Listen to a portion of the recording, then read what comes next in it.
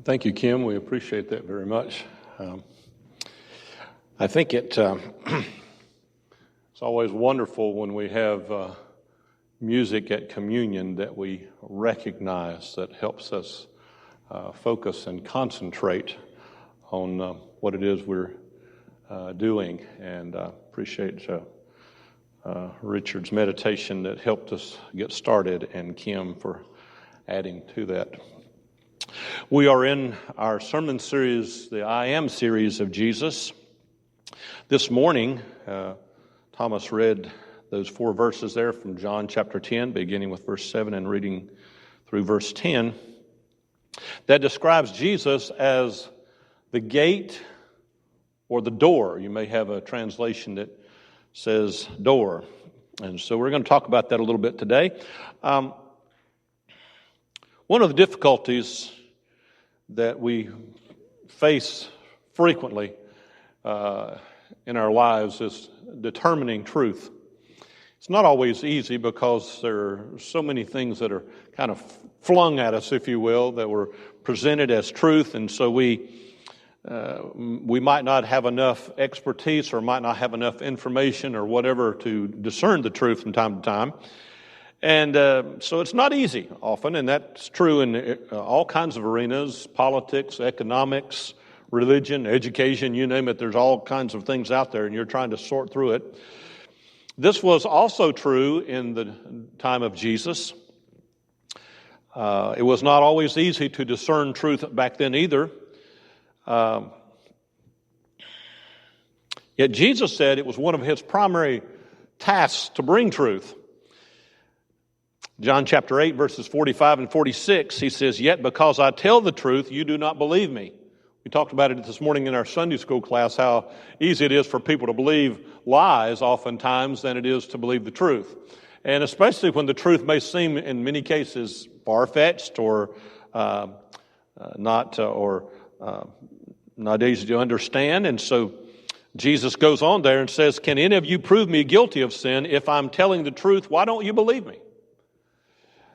He gives people options. Explore, figure it out for yourselves. Is this right or wrong?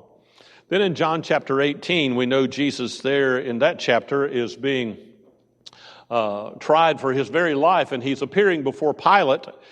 And Pilate says, "You are a king then."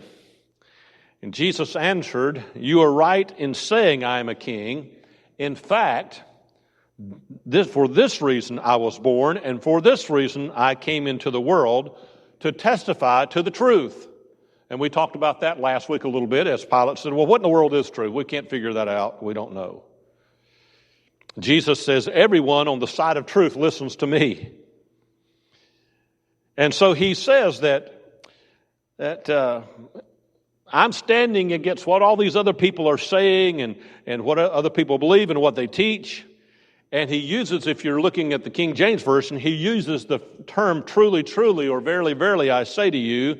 And that signals that what is about to be said is of extreme importance. And Jesus, in these verses that Thomas read for us this morning, told us at least 3 truths, many others, but we'll talk about 3 very briefly. The first one he says is he identifies that descriptive term for himself: I am the gate, or I am the door.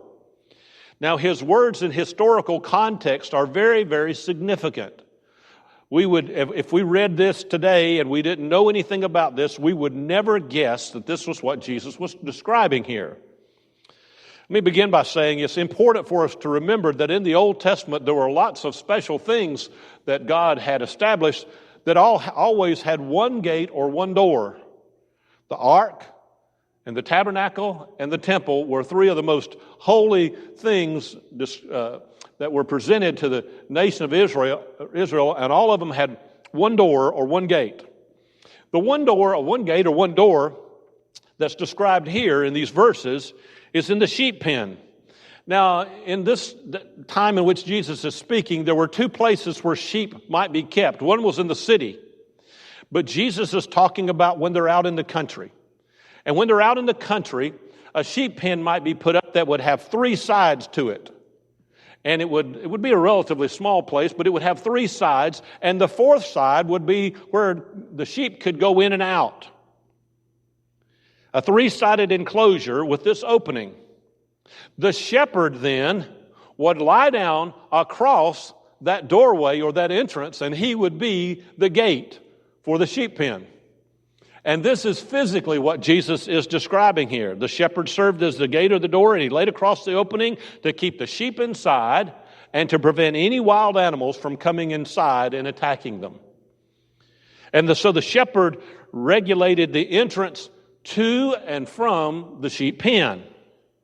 Now, the idea of going in and out here is a special one because it has to do with freedom. Now, we're going to say a little bit more about that farther in the sermon, but just keep that in mind.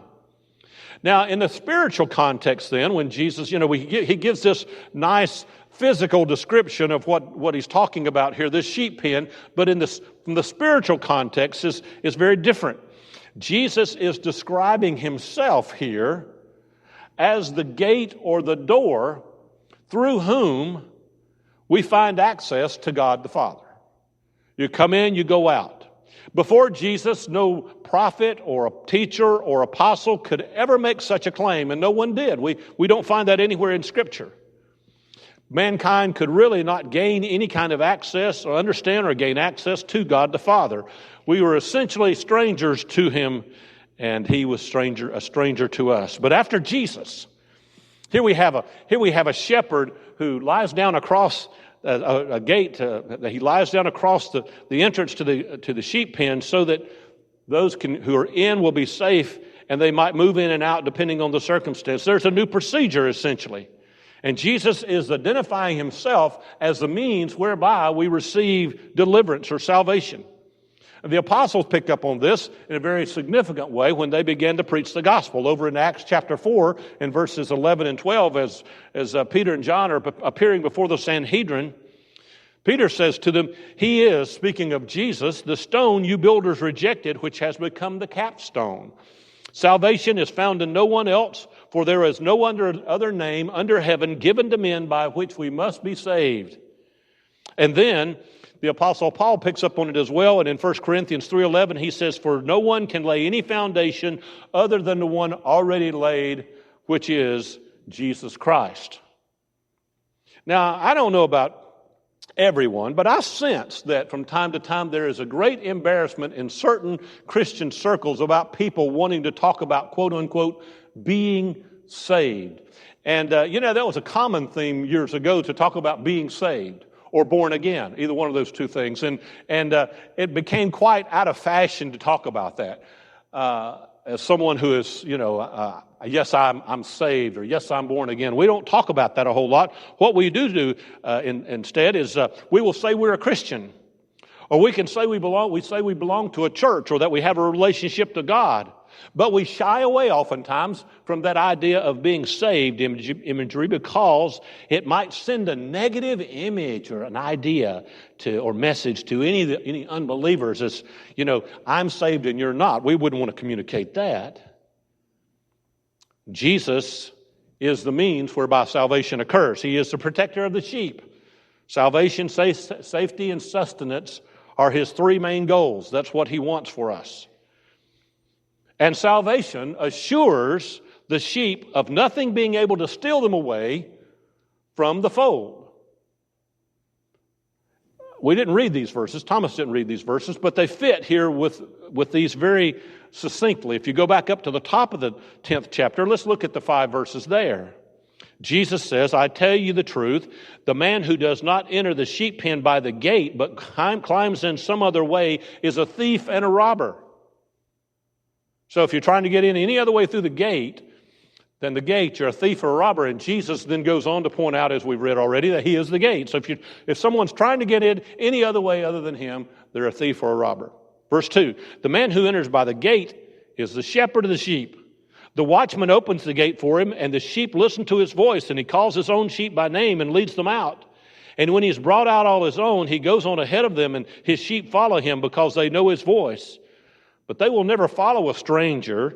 In fact, they will run away from him because they do not recognize a stranger's voice." Jesus says, as the gate, of the sheep pen, I'm making certain that my sheep are kept safe. And then he goes on to say, in addition to I am the gate or I am the door, he points out that there have been counterfeit gates or doors. He speaks of a group that are thieves and robbers. Now the word thieves here comes from the Greek word kleptos, and it gives us the English word what? Barney Fife would say kleptomenerax, okay? Kleptomaniacs or kleptomania. So this is the word for thief here. It's one who by stealth and cunning steals from another. It's a cheater or a schemer. So he describes this group of people, thieves and robbers. So this is someone who is trying to scheme their way and steal what someone else has. Robbers, on the other hand, are one who steal by violence and attack. They're a bandit or marauder. It's the idea that Jesus used in the story of the Good Samaritan. Remember, the man was going from Jerusalem to Jericho, or Jericho to Jerusalem, and he fell among what? Thieves. It's those who attacked him. Okay? So that's what is being described here. Thieves and robbers, some who try to steal it secretly, others who will just attack you. So what does Jesus mean by all this? What he's saying here is that those who claim to have a spiritual connection to God, which they believe gives them the right to manipulate others for their own good. And let me tell you, we've experienced that, haven't we, from time to time, maybe personally, but certainly throughout history, there have been plenty of folk who have done everything they possibly can to represent a shepherd, but steal from the sheep. And that's true both politically. If you look at insurrectionists in the day of Jesus, as Jesus was talking about it, those individuals who wanted to lead Israel back to military prominence, such as a couple of his disciples, Judas and Simon the Zealot, and then a couple of individuals mentioned over in Acts chapter 5 by the name of Theudas and Judas the Galilean. These are insurrectionists, and they want to, try to, through hook or crook and through violence, overthrow political means. Or religious groups Jesus may be talking about, priests and Levites and Pharisees and Sadducees, people that want to lead Israel into perfection by so-called rules and regulations. And that's what Jesus is saying basically here.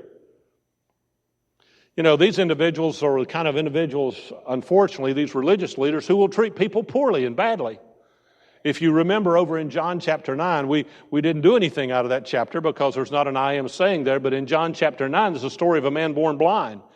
And Jesus heals this man. And do you remember how the Pharisees and the Sadducees and other religious leaders treated this guy? They threw him out of the synagogue. You can't walk around healed because you're supposed to be blind, basically is what they were saying. Jesus is trying to point out that there have been a lot of shepherds that have abused their privilege. And we're going to talk a little bit more about that next week in a different text. But listen to this kind of thought, this kind of understanding from the Old Testament, the book of Ezekiel, chapter 34, verses 1 through 6. The word of the Lord came to me, Son of man, prophesy against the shepherds of Israel, prophesy and say to them, this is what the sovereign Lord says. Woe to the shepherds of Israel who take care only of themselves. Should not shepherds take care of the flock? You eat curds and clothe yourself with wool and slaughter the choice animals, but you do not take care of the flock. Have you not strengthened the weak? You have not strengthened the weak or healed the sick or bound up the injured. You have not brought back the strays or searched for the lost. You have ruled them harshly and brutally. So they were scattered because there was no shepherd. And when they were scattered, they became food for all kinds of animals. My sheep wandered all over the mountains and on every high hill. They were scattered over the whole earth, and no one searched for them or looked for them. Now, what God is describing through Ezekiel there is the very fact that the shepherds of Israel have not thought anything about sheep at all. All they've been thinking about is themselves. And this is exactly the kind of description that Jesus is putting forth. He talks about those who have come to, these thieves and robbers who have come to steal and kill. They're spiritual muggers. Many of them will claim great spiritual insight, and throughout history we've seen that. We still see it today. But they have a secret agenda, if you will. They have an angle in their assistance. Oh, we'll help, but it's always for a reason. I shared this story with you, I think, some years back, but many years ago in my home church, they had a spiritual leader, shall we say, who told this from the pulpit. Now, I would never have told this even if it had been true. I'd have been scared. But this guy told about the fact that when he was 15 years old, he was invited to a church to preach.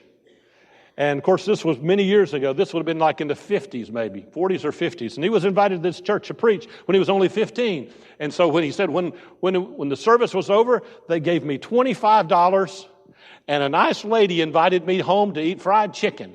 And he said, I decided right then, if that's how preachers were going to live, I wanted to be a preacher. He's probably still making $25 and eating fried chicken if he's living. But that's the kind of thing that Jesus is describing here. And this is the way Satan will use these false shepherds. So Jesus says, look, I'm the gate. And you got all these false gates out here, and there's going to be problems with that. He said, but I'm different. I'm different because I'm the one who is going to bring life and bring it abundantly. That's John 10:10. I have come that they may have life and have it to the full. Now, when we look at that, it's very easy in a land of plenty, even though it doesn't look like it sometimes. It's very easy for us in a land of plenty to think of what Jesus is talking about there is the American dream. The pursuit of the good life and homes and cars and savings and vacations and possessions and security and comfortability and all these kind of things. That's the good life. That's the abundant life. And that has to be what Jesus is talking about, right? Or maybe we think he's talking about longevity and health and ease and satisfaction and contentment. Just those things would be nice. Is that what he's talking about? Or maybe he's talking about gorging oneself on life's pleasures. We can just have anything we want. Of course, you know that when you start down that path, it's a real difficult path to get off. If you jump on that train, you can't jump off just any time because it has you. Someone has told the story of the illustration of Eskimos have an interesting way of killing wolves, and they take a sharp knife and they put some blood on it and they'll freeze it, and then they'll set it in the snow with the blade sticking up, and when the wolf comes over to lick the blood off the blade, as he starts licking, he cuts his tongue, but he doesn't realize it, and more blood pours out, and he continues to lick until he stays right there and bleeds to death. And what he thought was at first was really living, I've really got it, actually ended up killing him.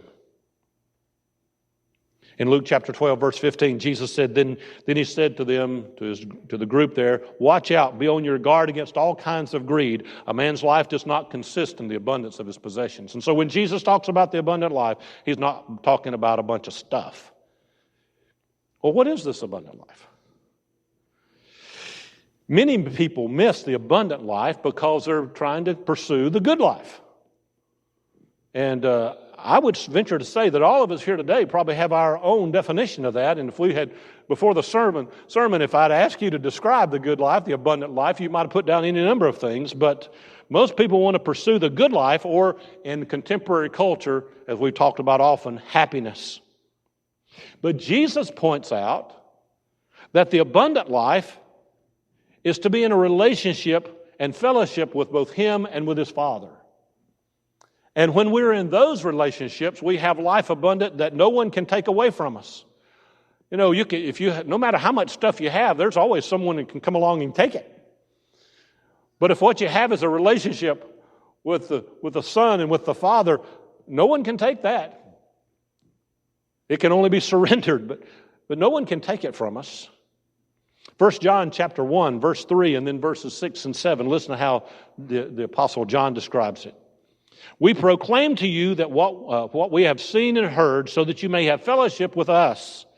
And our fellowship is with the Father and with His Son, Jesus Christ. So beginning to talk about fellowship here in verse 3. And then in verses 6 and 7, he says, if we claim to have fellowship with Him and yet walk in darkness, we lie and do not live by the truth.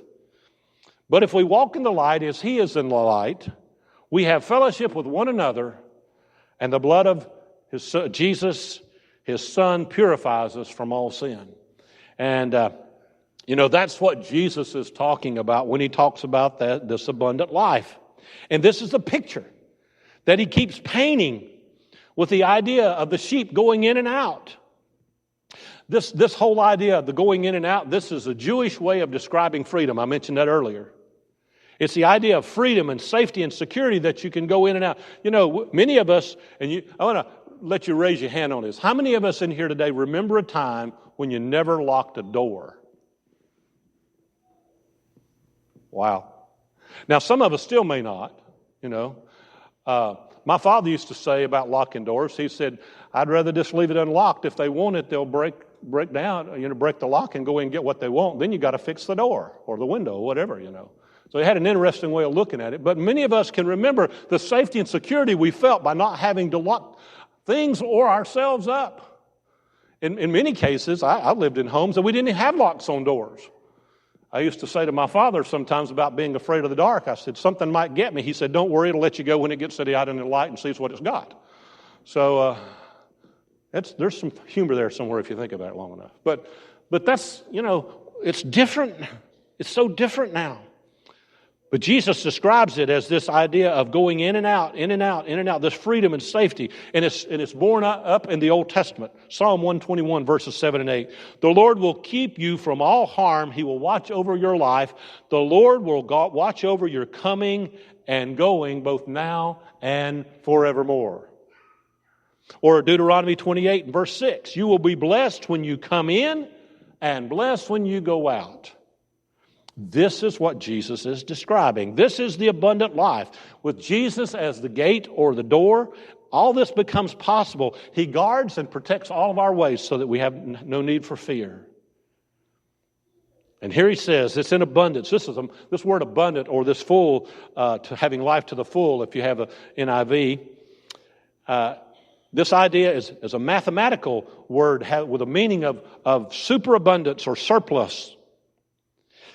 I found this quote by a famous preacher by the name of James Voss. I want to share it with you because I think it describes for us really what we're talking about here. He says, the abundant life is above all the contented life in which our contentment is based upon the fact that God is equal to every emergency and able to supply all of our needs according to his riches and glory in Christ Jesus. I'm going to read that again. The abundant life is above all the contented life in which our contentment is based upon the fact that God is equal to every emergency and is able to supply all of our needs according to his riches and glory in Christ Jesus. Wow. Isn't that great? Isn't that wonderful to know that's the truth? Now, what does all this mean for us? We kind of worked our way through all this a little bit, so I think it means at least two things. Probably means a great deal more, but I want to keep you all day. I'll just give you a couple and we'll stop. First of all, it means that Jesus is our means of salvation and all that entails. In Luke chapter 5, verses 27 through 41, here we read this. After this, Jesus went out and saw a tax collector by the name of Levi sitting at his tax booth. Follow me, Jesus said to him. And Levi got up and left everything and followed him. Then Levi held a great banquet for Jesus at his house, and a large crowd of tax collectors and others were eating with him. But the Pharisees and the teachers of the law who belonged to their sect complained to his disciples, "Why do you eat and drink with tax collectors and sinners?" And Jesus answered, "It is not the healthy who need a doctor, but the sick." Now here's our problem, or the problem of many. I hope it's not ours so much, but problem of many. Many, if not most people, believe that they're already spiritually healthy and do not need the saving grace afforded by the gospel of Christ. I'm all right. I don't need that. They believe they're fine without doing any without any spiritual direction or guidance or even salvation. People might run out and buy self-help books. I want to be better at who I am, but I want to be a good person, and that'll be good enough. I think I've shared with you the story of a preacher from the Atlanta area when I was in school who came and shared with some of us in chapel, I think it was, and He tells the story of a young girl who had been visiting their church, and he went to call on her. She lived in a very upscale neighborhood, she and her parents, and she was expressing interest. She was a teenager, late teens, expressing interest in becoming a Christian. And when he went to the home and called on them and then had a conversation with her family, the father at some point said, "Susan, look around. Susan has everything she needs. She doesn't need Christ." Well, I guess if you're thinking about having a bed to sleep in and food to eat and a car to drive and all that, maybe she doesn't. But if you're thinking about something more than that, if you're thinking about the real abundant life, she's going to need something more than that. A second thing that this means to us is that a life that is lived by the principles that Jesus taught will guarantee that we are following the will of God. That's a biggie. That's a biggie. I would read it again, but I got another one I want to read twice in a moment. But Jesus came to bring spiritual life. Jesus came to bring abundant life. Jesus came to bring the satisfied life. And no life is more satisfying than the one lived under the knowledge that it is within the will of God. I'll read that again. No life is more satisfying than the one lived under the knowledge that it is within the will of God. Think about that just for a second. When we've done the will of God and we know it was the will of God, do we feel better about it or not? Do we feel better about ourselves? Do we feel better about our relationship with Christ and with the Father? Do we feel better? Sure. When we know we're outside of that will, do we feel good? No. When we're able to discern that, we don't feel good at all. At least we shouldn't. But when we're walking in that will, we feel good about that. That's a great feeling.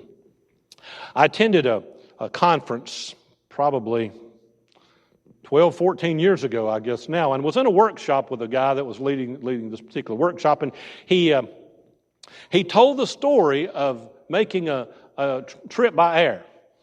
And I don't remember where they were flying from, but I know they were going to Los Angeles. And he said when he got on the plane and got in his seat, behind him was a father and a little boy, presumably his son, about 5 years old. And as he got seated, he heard the little boy say to the father, "Daddy, where are we going?" He said, "We're going to Los Angeles." And the little boy said, "Why aren't we going to Los Angeles?" And the father said, and he said, I remember the seminar speaker said, "I remember this, and it just stuck with me because I thought it was so insightful of the father to respond this way." The little boy said, "Why am I going to Los Angeles?" And the father says, "Because we are adventurers."